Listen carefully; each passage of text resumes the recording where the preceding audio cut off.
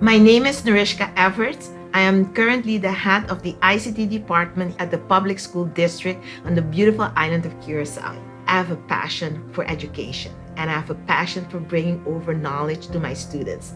But I also have a love for my students, and that is what I missed giving the most during the closure of the schools during the pandemic. The situation in the country, health-wise, that was a mental toll that it took. I would have missed the physical interaction with the students, to feed off their energy in a classroom. Everybody was scrambling.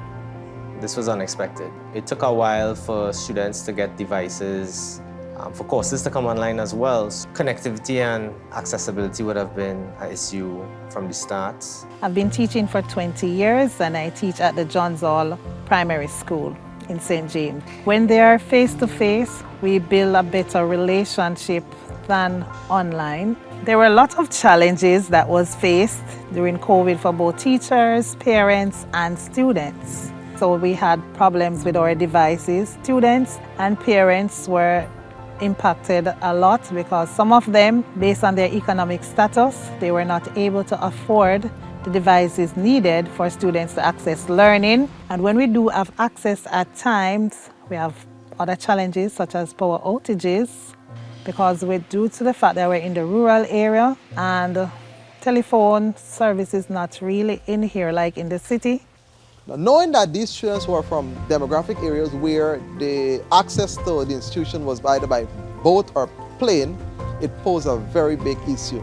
Because in those areas you had access to no internet, no access to cell phone, so it was difficult. For about 8 years now, I'm currently a teacher at the St. Mary's Roman Catholic School.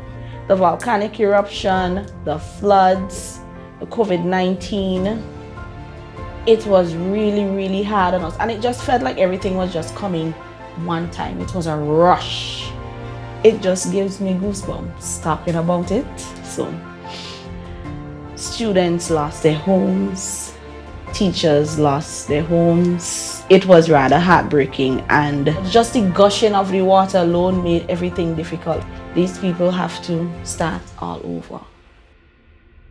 But what has been the most exciting part of it all is that I've been able to be a master trainer for the UNESCO blended and online training. I was able to provide the training to not only people from Curacao, but also throughout the Caribbean. And you notice that everybody has the same problems. It doesn't matter if you're from Curacao or if you're from Jamaica or if you are from Barbados.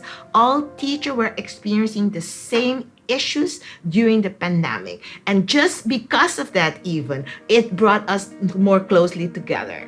So in the online setting, we wanted that sense of community, that sense of you're in a class and we interacting with people. So we would have had breakout rooms. We would also had a WhatsApp group so we could talk and send different things on the group if anybody had any issues. The most significant lesson would have been how to properly create content for the online medium and structure it well to have all those aspects that will make it a seamless transition for students once they are on your platform. The UNESCO Blackboard course really helped me in a sense as to always make sure when you're planning and you're redesigning your content or even designing your own content, make sure to think about that a student who might have problem with vision, might have problem with hearing, might have some form of problem of just processing simple information that you might have.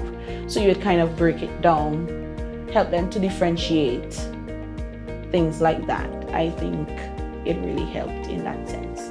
With being part of the Blackboard training, that would have helped me a great lot.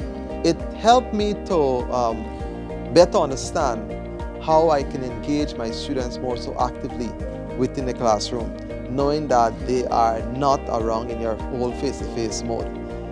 In addition to that, professionally, it made me aware more so that my classroom would have students from all walks and all different abilities.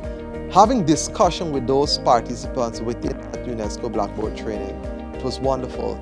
I think that I'm better now able to bridge that gap with me and helping that student to learn something within the classroom. Through that training, I would have learned a lot about different media that they are to deliver other than using computers.